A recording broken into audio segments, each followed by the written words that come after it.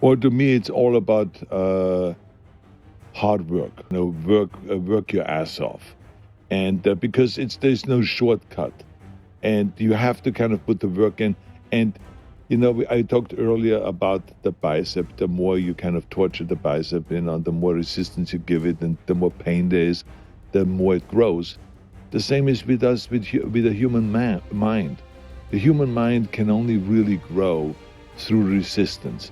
You can only strengthen your character and become a really strong person inside if you have resistance. If you fail, if you get up again, and if you work hard, and if you work your ass off, and if you struggle, the more you struggle, the further you're going to go and the stronger you're going to get. So this is just the way the rule works.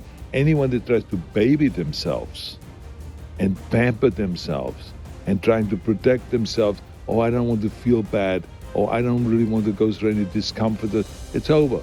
You're never going to get there. That's just the way it is. I mean, you have to be able to struggle, and if you're not able to, work on that.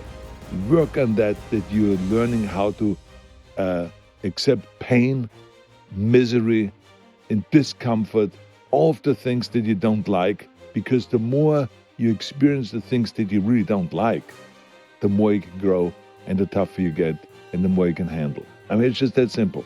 So many young kids that they kind of shy away from that. But you have to be attracted to that. What built this country?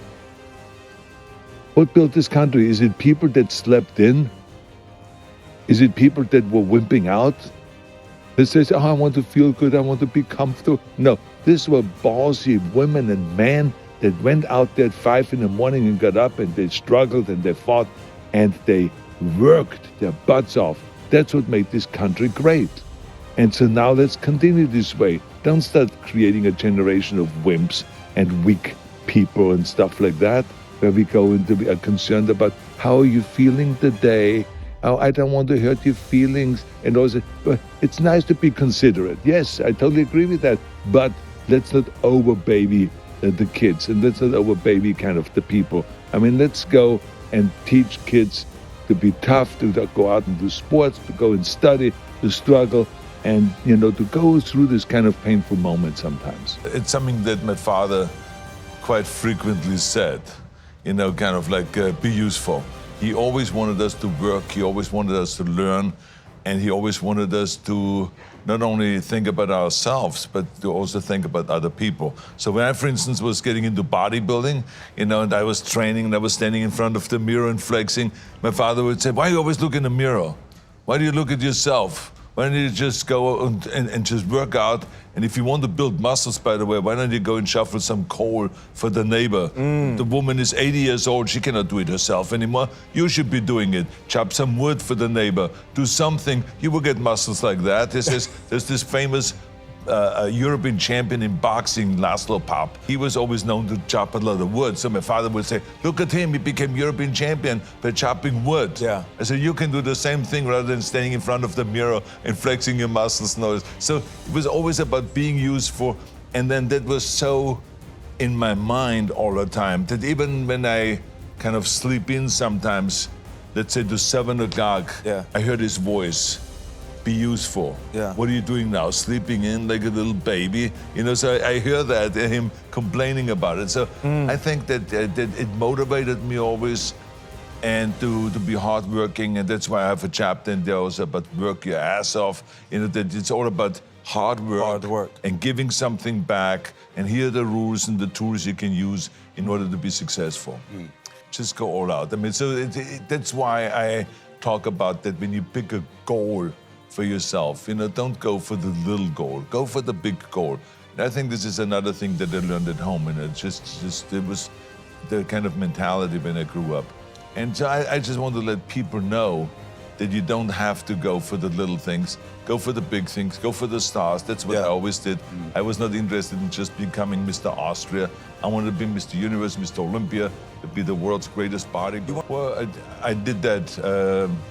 Raising kids is it's not easy. A much tougher job than being Mr. Universe, I can tell you that. Yeah. I mean, it is wild, especially when you have 2 daughters and sons, and you deal with the boys, deal with the girls' issues and all of that stuff.